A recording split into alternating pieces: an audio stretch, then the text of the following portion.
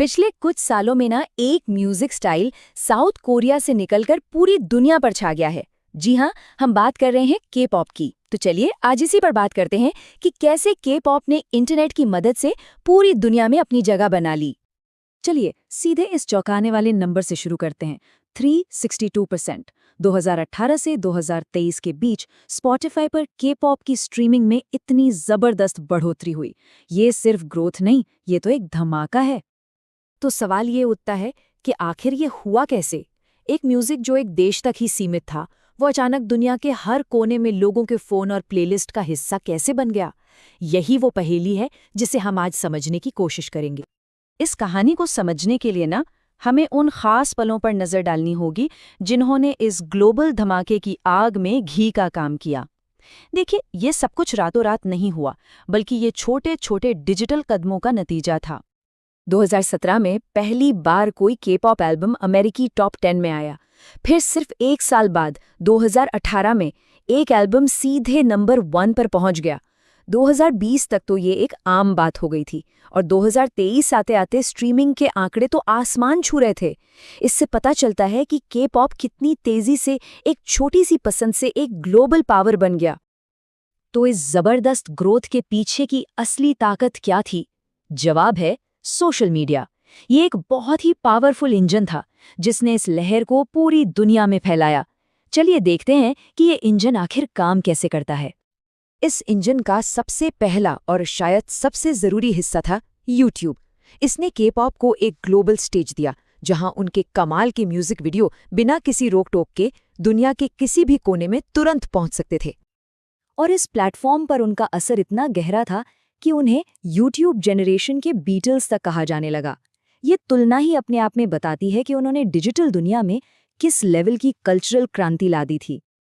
तो यूट्यूब ने ये किया कैसे? म्यूजिक वीडियो पूरी दुनिया में एक ही टाइम पर रिलीज होते थे। भाषा की जो दीवार थी उससे तो फैंस ने खुद सबटाइटल्स बनाकर तोड़ दिया। इसने ये साबित कर दिया कि अच्छे म्यूजिक के लिए भाषा की कोई ज़रूरत नहीं है, और इसने आइडल्स को सीधे उनके इंटरनेशनल फैंस से जोड़ दिया। अच्छा, इस इंजन का दूसरा हिस्सा है टिकटॉक। अगर यूट्यूब ने स्टेज तैयार किया तो टिकटॉक ने गानों को जंगल की आग की तरह फैलाया। ये एक वायरल मशीन बन गया था। 14 मिलियन यानी 1,40,00,000। ये सिर्फ एक साल में टिकटॉक पर के पॉप से जुड़े हैशटैग पोस्ट्स की संख्या है।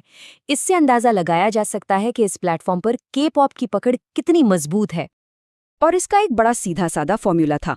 एक कैची धुन और आसान डांस स्टेप्स वाला गाना बनाओ।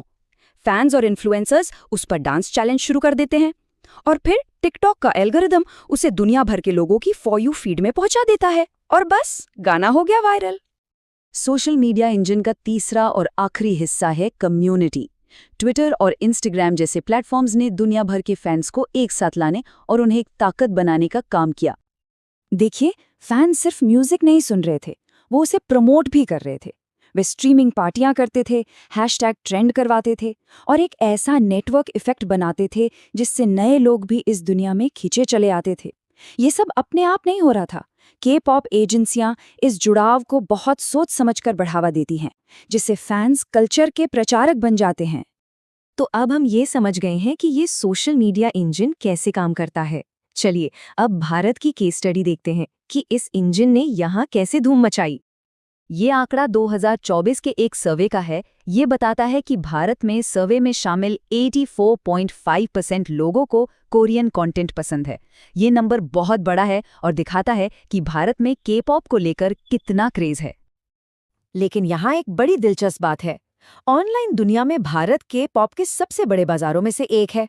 स्ट्रीमिंग के आंकड़े आसमान छू रहे हैं, लेकिन ऑफलाइन मतलब असल दुनिया में बड़े कॉन्सर्ट्स और फेस्टिवल लगभग ना के बराबर हैं। इससे पता चलता है कि फैंस की डिजिटल दुनिया इंडस्ट्री की असल दुनिया से कहीं आगे निकल चुकी है। और ये सारा जुनून जमीनी स्तर पर तैयार हुआ। ये कोटेशन बताता है कि इंडस्ट्री के आने से बहुत पहले फैंस ने खुद ही अपनी कम्युनिटीज बना ली थी। फेसबुक ग्रुप्स, डांस कॉम्पिटिशन्स, छोटे मोटे इवेंट्स, ये सब फैंस ने फैंस के लिए किया था। तो हमने देखा कि के पॉप कैसे ग्लोबल फिनोमिनन बना जिसमें सोशल मीडिया और फैंस ने सबसे बड़ा रोल निभाया। अब सवाल यह है कि आगे क्या होने वाला है। देखिए, सबसे बड़ा सबक ये है कि के-पॉप ने एक ब्लूप्रिंट, एक फॉर्मूला तैयार कर दिया है। ये पूरी दुनिया के म्यूजिक और एंटरटेनमेंट इंडस्ट्री के लिए एक मॉडल है, जो ये दिखाता है कि कैसे फैंस ऑनलाइन एक जबरदस्त डिमांड पैदा करते हैं और फिर कंपनियां उस डिमांड को पूरा करने के लिए उस मार्केट में आती हैं। और अब हम ठीक यही होते हुए देख रहे हैं। सालों तक फैंस के बनाए हुए मार्केट को देखने के बाद अब के-पॉप की बड़ी-बड़ी कंपनियां ऑफिशियली इन जगहों पर अपनी मौजूदगी दर्ज करा रही हैं। इसका सबसे बड़ा उदाहरण है हाइब, जो दुनिया की सबसे बड़ी के-पॉप एजेंसियों में से एक है। 2025 में उन्होंने भारत के स्ट्रीमिंग मार्केट को देखते हुए मुंबई में अपनी ब्रांच खोली। मतलब साफ है, इंडस्ट्री अब फैंस के बनाए रास्ते पर चल रही है। आखिर में ये सोचना बड़ा दिलचस्प है कि के-पॉप ने सिर्फ म्यूजिक नहीं बल्कि कल्चर के फैलने के तरीके को ही बदल दिया है। ये डिजिटल लहर पूरी दुनिया में घूम चुकी है। अब सोचने वाली बात यह है कि ये अगली बार किस किनारे पर पहुंचेगी।